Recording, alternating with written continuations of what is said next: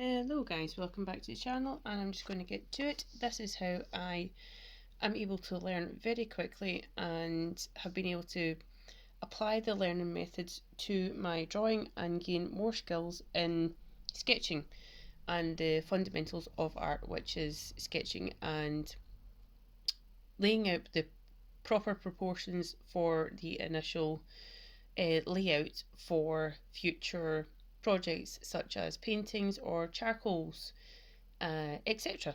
So if you need any guidance on any of the terms I'm about to use, please let me know and I will get the information to you. So these three I have utilised good speed as well as geometric and observational methods.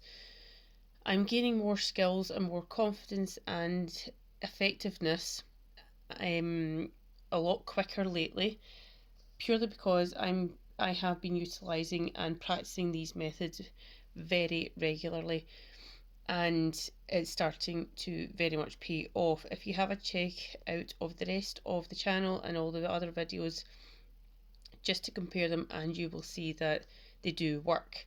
So an issue for me has been in previously been a little bit more heavy handed with pencils, harsher lines, and basically for sketches you want the lines to be as light as possible so that they don't essentially show through the final piece of work.